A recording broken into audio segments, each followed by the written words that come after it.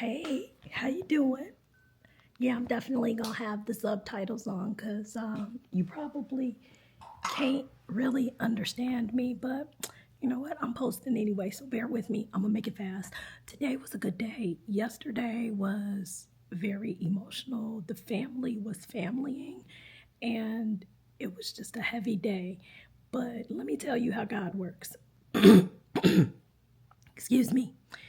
So apparently, this is might be my new norm when I'm traveling. Then I get back and I catch a cold, and it's like traveler's cough. It happened in Thailand. So anyway, family was family, and this morning I woke up, and you know what? My spirit was ready to keep on. Like I was ready to box. But I talked to my husband last night, and he was just like, you're poking, you're wanting answers, and it's they're not coming. You're just looking to try to like poke holes in their answers, and it's not doing any good. So basically, like, just leave it alone. And so I told him that I thought I was done. Like, I'm done. I'm just not gonna deal with any of them. They're three individuals. And so I was like, I'm just done. Well, so like I said, I woke up this morning ready to box, ready to roll. But then I said, no, I need to just chill. I need to fall back. I need to just, and I couldn't get my spirit right to pray, right? And so I was going to ask my girlfriend, I was going to reach out to her and text her, like, hey, can you, pray for me? And do you know, she sent me a prayer before I could send her a text. And so she sent me that. I listened. I was like, okay. Then she also sent me a a YouTube video of Rock City Church and Pastor Mike McClure Jr. And he was talking about the Let Them theory. So Let Them is the book that Mel Robbins wrote, and it's just let people, let people, let them. And so his three-part sermon is let them let God. And so I sat and I watched the first one, and it was great. Then I had sent my girlfriend, she had reached out to me, the one who actually sent the text and stuff. She had reached out to me last week because she's trying to plan her 20th wedding anniversary. And so she reached out and was like, plans that she had previously made fell through, and she had spent all this time, like, till 2 o'clock in the morning. Now, if you don't know anything about travel planning and looking, it is exhausting. It is so exhausting. And you have decision fatigue. You're making all of these decisions, and it is exhausting. Okay. So she reached out, and I was like, yeah, girl. So long story short, I'm planning her trip, and I basically have it done. They settled on a hotel. Rewind.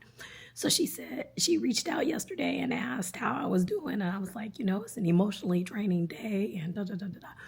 And so when I was in bed last night, I was thinking, I shouldn't have done that because she's asking me to do something in a professional capacity, and I want to put my best foot forward because how else am I going to generate new business? So here somebody is trusting me with their business, and I told her I would have something for her. I hope to have something for her yesterday, and we talked about it on Saturday. And then all hell broke loose. And so I was distracted by that. So last night, I just got up out of the bed and I told my husband good night. I said, I need to work on some things for my friend. And so I started sending her some quotes.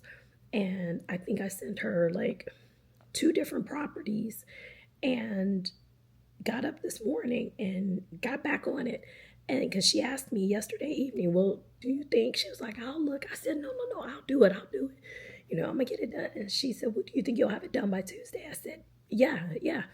So, last night I got my butt up and I started, searching for the resorts, and she didn't have a destination in mind, so I had a lot of rain, and but I got the budget and all that, so I successfully sent her two different quotes for different properties.